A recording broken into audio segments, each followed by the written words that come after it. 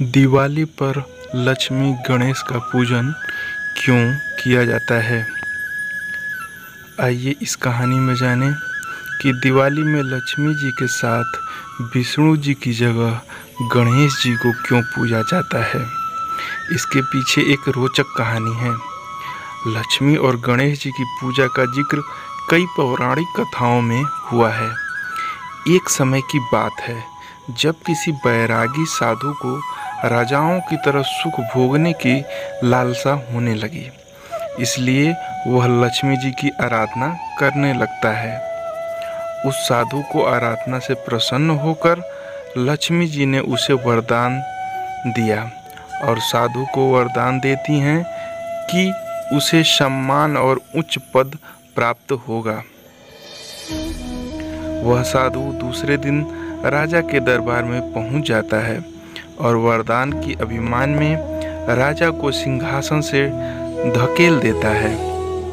साधु का राजा के साथ ऐसा व्यवहार देखकर उनके सिपाही साधु को पकड़ने के लिए उसकी तरफ दौड़ते हैं, लेकिन तभी राजा के मुकुट से एक काला नाग निकल आता है। यह देखकर सभी चौंक जाते हैं और उस साधु को ज्ञानी, संत और चमत्कारी समझने लगते हैं। वहाँ दरबार में मौजूद सभी उस साधु की जय जयकार करने लगते हैं। राजा भी साधु से खुश होकर उसे अपना मंत्री बना लेता है। साधु के मंत्री बनने पर राजा उसे निवास के लिए एक महल देता है, जहाँ वह शान के साथ रहने लगता है। कुछ समय बाद एक दिन साधु राजा के हाथ पकड़कर उसे दरबार से खींचते हुए बाहर ले जाता है। यह देखकर उसके दरबारी भी पीछे पीछे भागने लगते हैं। सभी के दरबार में बाहर निकलते ही भूकंप आता है, जिसमें महल खंडहर बन जाता है। सबको लगता है कि साधु ने उनकी जान बचाई। इससे साधु का सम्मान और बढ़ जाता है।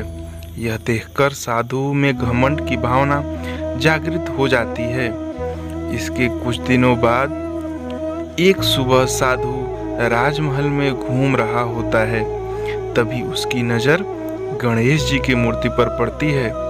साधु को यह प्रतिमा अच्छी नहीं लगती, तो वह उसे हटवा देता है। इससे गणेश जी साधु से रुष्ट हो जाते हैं और उसकी बुद्धि भ्रष्ट कर देते हैं। इस कारण वह हर काम उल्टा पुल्टा करने लगता है। इससे राजा साधु से क्रोधित होकर उसे कैद खाने में डलवा देता है। साधु कैद खाने में ही फिर से लक्ष्मी जी की पूजा आराधना करने लगता है। कुछ समय बाद लक्ष्मी जी साधु को दर्शन देती हैं और कहती हैं कि तुमने गणेश जी को जो रुष्ट किया है, इसलिए तुम्हें गणेश जी की पूजा कर उन्हें प्रसन्न करना होगा। लक्ष्मी जी की बात सुनकर साधु गणेश जी की आराधना करने लगता है।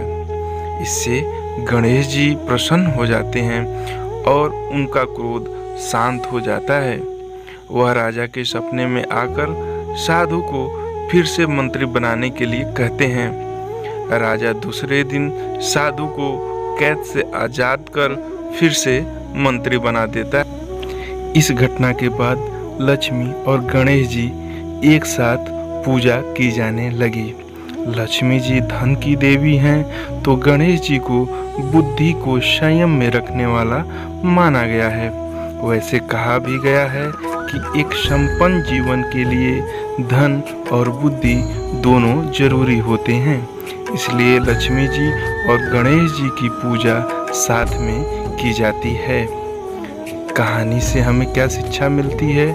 इस कहानी से हमें ये सीख मिलती है कि हमें अहंकार नहीं करना चाहिए, क्योंकि अहंकार के कारण जो हमारे पास है वो सब हमसे छीन सकता है। ऐसे ही पौराणिक कथाएं और कहानियाँ सुनने के लिए हमारे चैनल को सब्सक्राइब करें, लाइक करें और ज़्यादा से ज़्यादा दोस्तों के पास शेयर करें। नमस्कार।